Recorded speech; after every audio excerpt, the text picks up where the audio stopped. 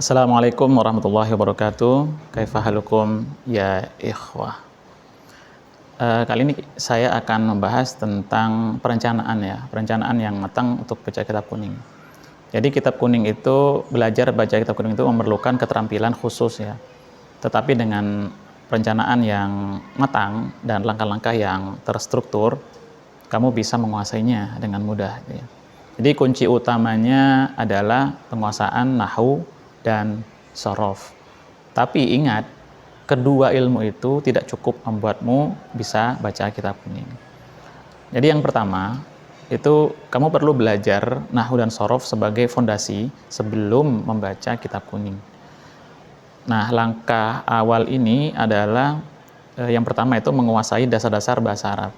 Seperti memahami jenis-jenis kalimat, bentuk kata, dan struktur gramatikal. Jika kamu baru memulai, ya, mulailah dengan mempelajari mufradat. Nah, itu yang paling penting itu ya. Kemudian nahwu dan sorof.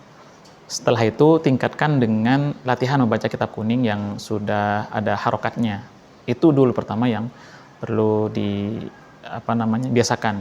Jadi belajar kosakata dasar seperti fi'il, isim, dan huruf, ini adalah 3 elemen dasar dari setiap kalimat sempurna dalam bahasa Arab.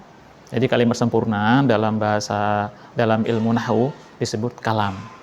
Jadi pelajari itu dulu ya, kalam dulu, pelajari komponennya apa. Jadi membaca kitab kuning bisa dianalogikan seperti belajar membaca novel dalam bahasa asing.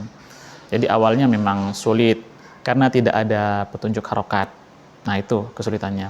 Tetapi dengan pemahaman struktur kalimat dan morfologi atau perubahan bentuk kata, kamu bisa menebak harokat yang tepat. Jadi ibaratnya seperti mempelajari puzzle ya. Jadi semakin banyak yang kamu pahami, semakin mudah mengisi bagian-bagian yang hilang. Jadi belajar baca kitab kuning itu seperti belajar matematika. Nah, jika kamu sudah menguasai rumus-rumus dasar, yakni nahwu dan sorof, maka kamu akan bisa menyelesaikan soal-soal yang lebih kompleks, yaitu seperti membaca kitab kuning di sini, ibaratnya gitu ya. Nah, pertanyaannya, apa yang harus dipelajari terlebih dahulu untuk bisa membaca kitab kuning? Maka jawabannya adalah langkah pertama yaitu menguasai nahwu dan sorof. Ini sangat-sangat penting, jangan diabaikan. Ini pokoknya harus luar kepala ya. Ini akan membantu kamu memahami struktur kalimat dan bagaimana kata-kata berubah bentuk dalam konteksnya. Nah, dan bagaimana jika saya tidak mengerti harokat dalam kitab kuning? Nah, ini pertanyaan selanjutnya gitu ya. Nah, dengan memahami sorof, kamu bisa mengetahui bentuk kata dari akarnya, sehingga meskipun tanpa harokat, kamu dapat menebak bentuk yang benar berdasarkan konteks kalimatnya. Nah, berikut adalah langkah-langkah dalam perencanaan yang matang menuju bisa baca kitab kuning dengan mahir ya. Mulai dengan yang pertama ya mufradat ya. Jadi pelajari kata-kata dasar yang sering digunakan dalam kitab kuning. Itu kan tidak mungkin semua kosakata dipakai dalam kitab kuning, pasti ada beberapa. Kemudian pelajari nahwu, sorof, kalimat, kata, fungsi kalimat, mahalul i'rab, mubtada, khobar, fi'il, fa'il, objek, ya, maf'ul bih. Kemudian belajar sorof, pelajari perubahan bentuk kata dari akar katanya. Misalnya, bagaimana bentuk kata kerja berubah tergantung pada subjek dan waktunya, gitu ya. Seperti fa'ala yaf'ulu fa'alan, daraba yadribu darban, fa'ala yaf'ilu fa'alan ya. Mulai dengan kitab yang lebih harokatnya, yang ada harokatnya dulu, seperti kitab Safinatun Najah untuk melatih pemahaman. Latihan membaca kitab tanpa harokat. Nah, itu setelah itu ya. Jadi setelah menguasai dasar-dasar mulai membaca kitab kuning yang tidak ada harokatnya, dengan bimbingan mentor yang sudah lebih berpengalaman gitu ya. Nah, berikutnya adalah konsisten berlatih.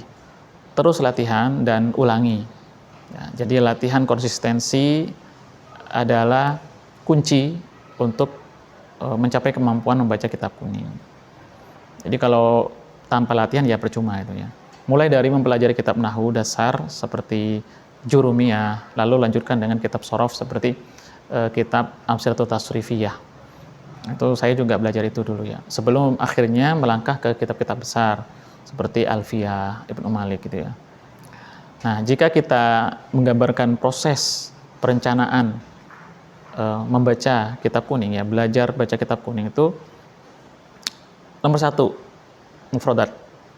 Ya, itu yang harus dimatengin dulu. Kedua adalah nahwu, ya, belajar nahwu.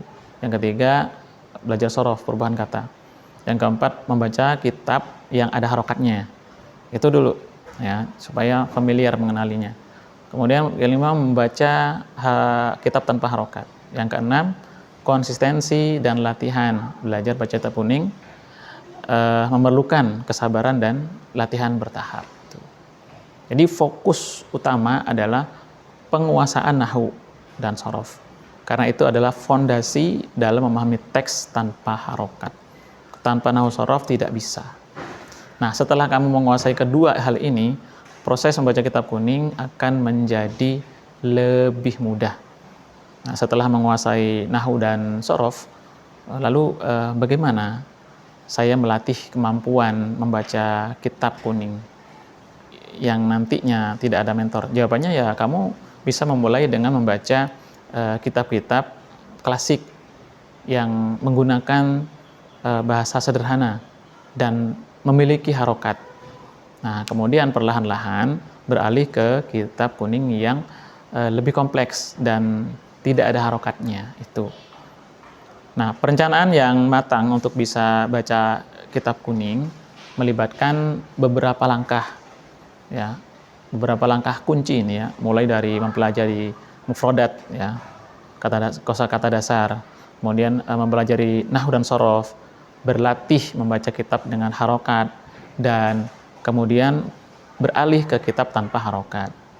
Nah itu ya, jadi kunci utama adalah konsistensi dan latihan terus-menerus dengan bimbingan yang tepat tentunya ya, dan latihan yang terstruktur. Jadi kamu bisa mencapai kemampuan itu, yakni kemampuan membaca kitab kuning dengan baik dan fasih.